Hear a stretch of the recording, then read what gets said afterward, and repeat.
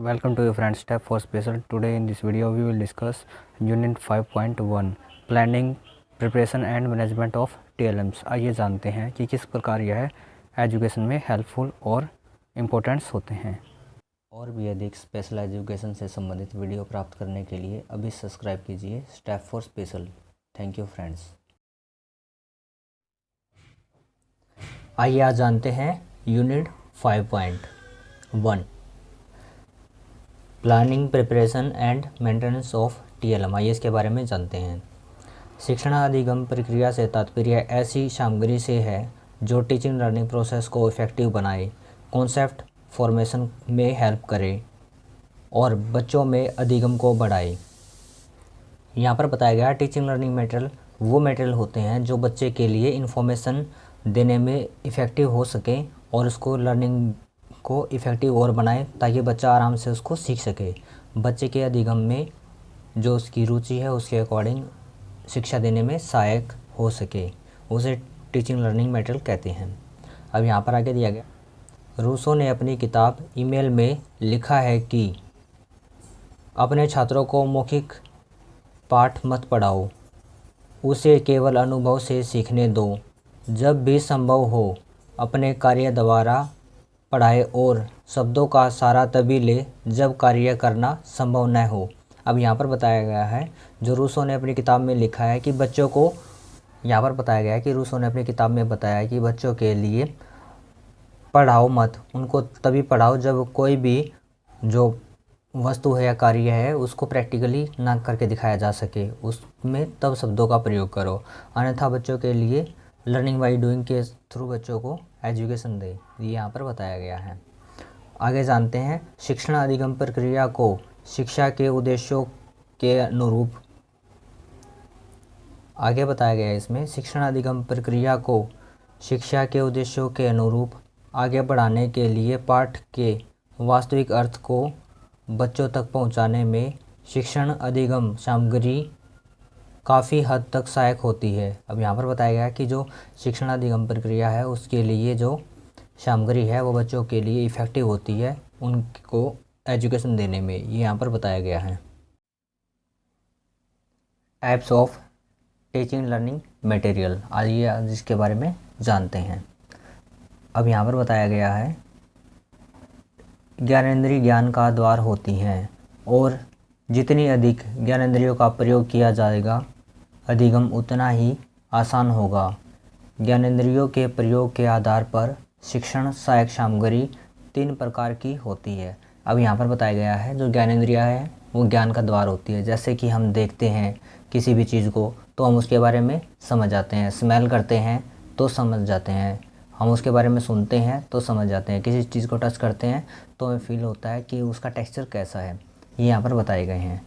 और जो TLM है वो 3 प्रकार से सामग्रियों में विभाजित किया गया है। आइए उसके बारे में जानते हैं ज्ञानेंद्रियों के आधार पर। अब यहाँ पर बताया गया जो TLM है 3 प्रकार से दिया गया है, ऑडियो विजुअल, इसके बारे में जानते हैं। यहाँ पर जो ऑडियो में होता है जो हम सुन पाते हैं कानों से वो होता है ऑडियो में, जैसे टैप रिकॉर्डर होते हैं, टेप होते हैं, रेडियो होता है, ये सब के सब ऑडियो TLMs हैं जो हम सिर्फ सुनकर ही यूज़ कर सकते हैं। ये वाले जो TLMs होते हैं ये VI बच्चों के लिए खासकर यूज़ किए जाते हैं।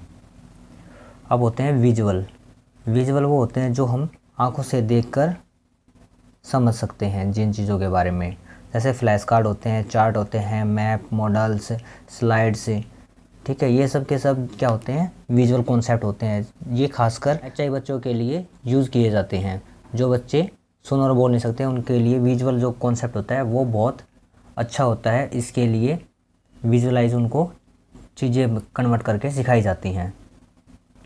फिर आता है ऑडियो प्लस विजुअल, आइए इसके बारे में जानते हैं। Laptop, smartphones, TV with speakers, ये जो भी मटेरियल्स हम यूज़ कर रहे हैं ये होते हैं ऑडियो प्लस विजुअल, कि ये होते हैं जो बच्चे MR होते हैं उनको दिखाकर जब चीज़ें सिखाई जाती हैं, देखते भी हैं वो और सुनते भी हैं, चीज़ों को सीखते हैं। ये खासकर जो TLMs का प्रकार है, जो वर्गीकरण है, इसी प्रकार से किया गया है। आइए आगे जानते हैं इसका सेकंड लेवल। तकनीक के आधार पर इस आधार पर टीएलएम के दो प्रकार होते हैं, हार्डवेयर और सॉफ्टवेयर। आइए इसके बारे में जानते हैं। हार्डवेयर तो हम सब जानते हैं कि जो चीज़ें हम हार्ड हैं उनको टच करके फील कर सकते हैं, जैसे कंप्यूटर का जो भी कीबोर्ड है वो हार्ड है, हार्डवेयर है वो उसको इनपुट करने में हेल्प करता है।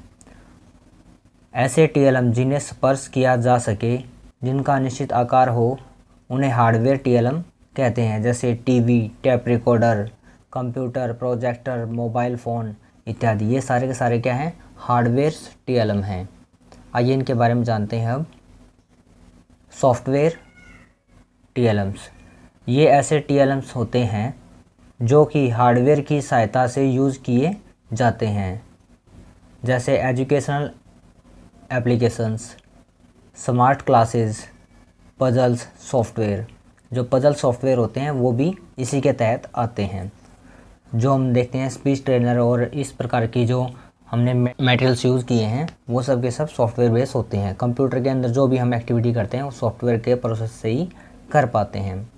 ये सब सॉफ्टवेयर बेस होते हैं। टेक्नोलॉजी बेस जो होते हैं टीएलएम्स वो दो प्रकार के होते हैं।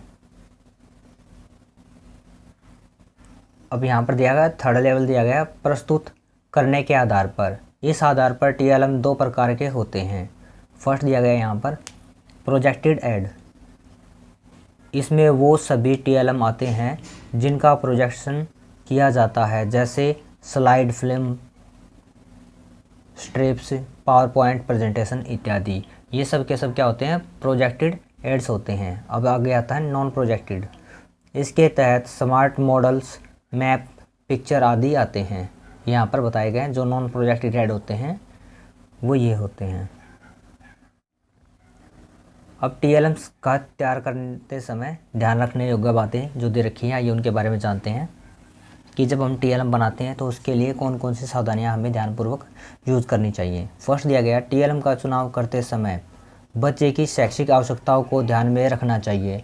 जब भी हम टीएलएम बनाते हैं तो वहाँ पर बच्चे की जो शैक्षिक आवश्यकता है कि किस क्लास का बच्चा है, उस प्रकार की हमें योग्यता का पता होना चाहिए कि बच्चे को किस प्रकार के किस क्लास के लिए टीएलएम चाहिए। ये यहाँ पर फर्स्ट ऑप्शन दिया गया है। सेकंड दिया गया है टीएलएम स्पेसिफिक होना चाहिए। टीएलएम स्पेसिफिक होना चाहिए यानी कि जिस कॉन्सेप्ट के लिए टीएलएम तैयार कर रहे हैं वह उसे एक्सप्लेन करने में सहायक हो। अब यहाँ पर बताया गया कि जो भी कॉन्सेप्ट हम यूज़ कर रहे हैं, जिस भी प्रोसेस के लिए टीएलएम बना रहे हैं, वह उसको एग्जैक्टली एक्सप्लेन करने में हेल्पफुल हो, बिल्कुल ठीक ठाक उसी को एक्सप्लेन करें ताकि बच्चे पजल ना हो, मिसगाइड ना हो। ये यहाँ पर बताया गया है। यहाँ पर इसका थर्ड पॉइंट दिया गया है टीएलएम का चुनाव करते समय टाइप ऑफ डिसेबिलिटी को ध्यान में रखना चाहिए। अगर किसी ब्लाइंड बच्चे के लिए टीएलएम बनाया जा रहा है तो टच और ऑडिटरी सेंस पर टीएलएम बेस होना चाहिए। अब यहाँ पर बताया गया है कि अगर जब हम टीएलएम का निर्माण करते हैं तो वहाँ पर बच्चे की जो डिसेबिलिटी है उसको भी ध्यान में रखना चाहिए कि बच्चे के साथ किस प्रकार की समस्या है, ताकि उसके लिए हम अच्छा सा टीएलएम निर्माण कर सके। अगर बच्चा ब्लाइंड है, वीआई बच्चा है, तो उसके लिए ऑडिबल सेंस के और जो टच सेंस से रिलेटेड जो टीएलएम है उसका निर्माण किया जा सकता है। 4 पॉइंट दिया गया है उसी टीएलएम का प्रयोग करना चाहिए जिसकी पूरी जानकारी हो। अब क्लास में वही सब टीएलएम आपको प्रयोग करना चाहिए जिसका आप यूज़ करने से अच्छे से जानते हो, उसका ऑपरेट अच्छे से कर सकते हो आप। ये वाली बात यहाँ पर 4 नंबर पर दी गई है। ऐसे अधिगम सामग्री का चुनाव प्रयोग करना चाहिए जो कम खर्चीला हो। अब यहाँ पर जो एक प्राइस वैल्यू है उसका भी ध्यान में रखना चाहिए ताकि जो टीएलएम है उसको कम लागत पर तैयार किया जा सके, ये यहाँ पर बताया गया है। 6 पॉइंट दिया गया यहाँ पर टीएलएम ज्ञानवर्धक, आकर्षक व मनोरंजनपूर्ण होना चाहिए। ये यहाँ पर दिया गया है कि जो टीएलएम है वह बच्चों के लिए आकर्षक हो, कलरफुल हो, वो बच्चे उसकी तरफ देखकर आकर्षित हो, इस प्रकार से वो टीएलएम का निर्माण करना चाहिए। 7 पॉइंट दिया गया है ऐसे टीएलएम के प्रयोग से बचना चाहिए जो बच्चों के लिए हानिकारक व असुरक्षित हों, जैसे केमिकल्स, नुकीली वस्तुएं। अब यहाँ पर बताया गया कि जो टीएलएम में हम कुछ भी मेटल का यूज़ करते हैं वहाँ पर हमें नुकीली चीज़ों का, धारदार चीज़ों का यूज़ नहीं करना चाहिए, जैसे ब्लेड या आलपिन, सेफ्टी पिन, ऐसी चीज़ों का हमें यूज़ सावधानीपूर्वक करना चाहिए और जहाँ तक हो सके इनको अवॉइड करना चाहिए। और केमिकल्स जो होते हैं उनसे भी बचना चाहिए। क्योंकि जो बच्चे डिसेबल बच्चे होते हैं वो उसमें कहीं ना कहीं इस प्रकार का एक्सीडेंटल केस हो सकता है, तो हमें इस चीज़ की भी सावधानी रखनी चाहिए। 8 पॉइंट दिया गया, टीएलएम इस प्रकार का होना चाहिए जिसके प्रदर्शन के समय पूरी व्यवस्था बनी रहे। अब यहाँ पर बताया गया है कि टीएलएम इस प्रकार से बनाना चाहिए कि जब उसको बनाते हैं हम तो वो अच्छे से समय पूर्वक और सही समय पे व्यवस्था उसकी बनी रहे और बच्चों को देखने में भी आकर्षक हो और उसका प्रेजेंटेशन भी समय पर पूरा हो जाए। इस प्रकार का टीएलएम होना चाहिए। अब आगे दिया गया है टीएलएम के रख रखाव। आइए इसके बारे में जानते हैं। जो टीएलएम के मैनेजमेंट्स हैं उसको किस प्रकार से हमें अप्लाई करना चाहिए और ध्यान में रखना चाहिए। फर्स्ट दिया गया यहाँ पर टीएलएम को रखने के लिए अलग से स्टोर रूम होना चाहिए। अब यहाँ पर बताया गया है कि जो टीएलएम है उसको रखने के लिए अलग से रूम का निर्माण कर सकते हैं ताकि वहाँ पर अच्छे से सुरक्षित सेफ मोड में जो टीएलएम्स हैं उनको रखा जा सके ताकि वो टूटे फूटे ना। सेकंड दिया गया टीएलएम को नमी से बचाना चाहिए। अब यहाँ पर जब भी कोई भी टीएलएम होता है उसको खासकर प्रोटेक्ट करना चाहिए ताकि बारिश वगैरह या फिर पानी वगैरह उसके ऊपर ना आए। कुछ टीएलएम्स ऐसे होते हैं जैसे जिनको पानी में अगर रख दिया जाए या फिर जिनके पास पानी आता है तो वो खासकर ख़राब हो जाते हैं। जो भी हम खासकर देखते हैं कि जो बिजली से रिलेटेड जो टीएलएम्स होते हैं वो पानी के संपर्क में आते ही ख़राब हो जाते हैं, ये यहाँ पर देखने को मिलता है। थर्ड पॉइंट दिया गया समय समय पर धूप दिखा देनी चाहिए। अब कोई भी टीएलएम है उसकी सफाई करनी चाहिए और उसको धूप में रखना चाहिए ताकि उसके अंदर जो भी एक्टिविटी बैक्टीरिया वगैरह अगर फंगस वगैरह लग रहा है तो वो साफ़ हो सके और वो लंबे टाइम तक टीएलएम यूजेबल हो सके।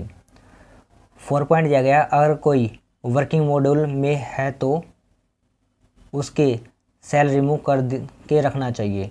जैसे कि अगर किसी भी टीएलएम में हम कुछ भी बैटरी और अलग से सेल वगैरह का यूज़ करते हैं जिससे वो वर्क प्रोसेस करता है या फिर ऐसे कुछ भी इलेक्ट्रॉनिक्स डिवाइस है तो उसको हमें स्विच ऑफ करके या फिर सेल रिमूव करके बैटरी निकाल कर रखना चाहिए सेफली। 5 पॉइंट दिया गया है बीच बीच में इसका प्रयोग करना चाहिए कि कुछ समय के बाद जो टीएलएम है उसको देखते रहना चाहिए, उसका प्रयोग करते रहना चाहिए जिससे उनकी जो लाइफ है टीएलएम की वो इम्प्रूव होती है। 6 पॉइंट दिया गया है इनका रखरखाव ध्यान से करना चाहिए। अब यहाँ पर जो भी उनका रखरखाव कर रहा है वो एक कुशल एक्सपर्ट होना चाहिए ताकि उसको अच्छे से मैनेज कर सके, ये यहाँ पर बताया गया है।